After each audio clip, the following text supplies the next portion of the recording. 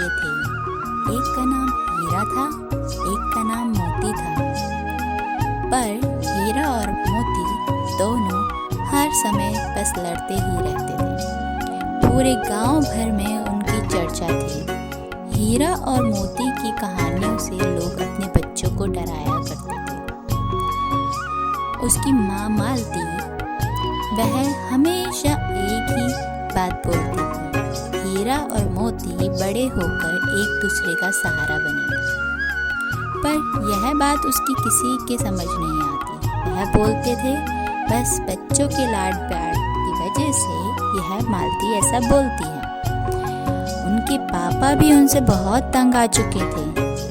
वह एक दिन अपनी पत्नी से बोलते हैं, तुम्हें इन हीरा और मोतियों में क्या दिखता है? सुबह से शाम तो ये लड़ते ही रहते हैं, फिर भी तुम इनकी तारीफ करके नहीं थकती।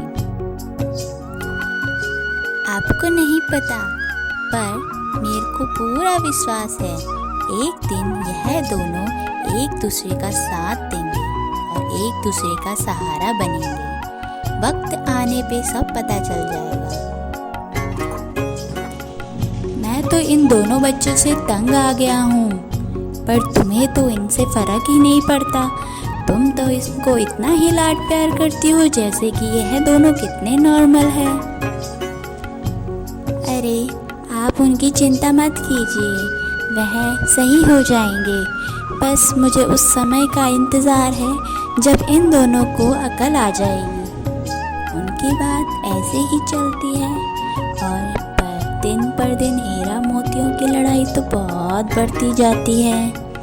गांव वाले अपने बच्चों को कहकर डराते थे, तुम ज़्यादा शैतानी करोगी तो मैं तुम्हें हीरा मोती की तरह भाई ला के दूंगी, देख लेना। नहीं नहीं मम्मी, मैं अच्छे से काम करूँगा, शैतानी नहीं करूँगा, पर मुझे हीरा मोती की तरह भाई नहीं चाहिए। हाँ, अब आई ना अकल तुमको।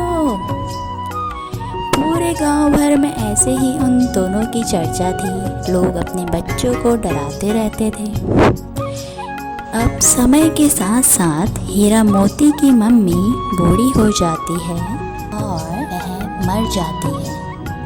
पर जिस दिन वह मरती है उस दिन भी हीरा मोती लड़ाई ही करते रहते हैं। उसके पापा उसी दिन तय कर लेते हैं कि अब इन दोनों को अलग कर देना चाहिए।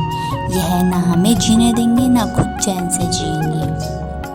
उसके पापा हीरा मोती की शादी करवा देते हैं और हीरा के एक भी बालक नहीं होता, पर मोती के 4 बच्चे हो जाते हैं।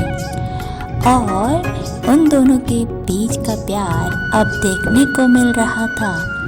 पर वह जो काम करते थे बहुत छुप छुप के करते थे, किसी को कानो कान खबर नहीं होती थी।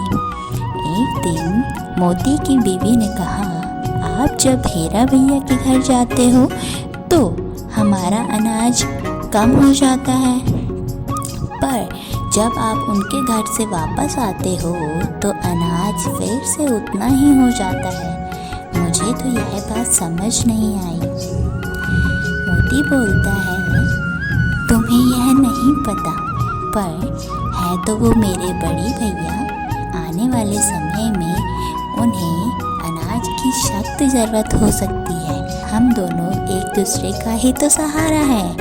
मुझे उनकी मदद करने में खुशी मिलती है और मैं कुछ बोरियां अनाज की वहाँ रख के आ जाता हूँ। पर यही सारी प्रक्रिया हीरा भैया भी करते थे। वह भी महीने का कुछ बचा हुआ राशन मोती के घर रख के आ जाते थे, पर दोनों भाइयों को खबर नहीं थी कि ऐसा हो रहा है।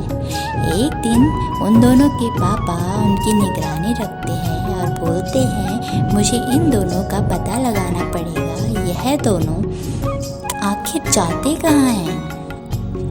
उन दोनों के पापा ने उनका कम से कम 5 दिन निगरानी रखने के बाद उन्हें पता चलता है कि यह दोनों भाई अब एक दूसरे के लिए अनाज के दाने इकट्ठा करते थे।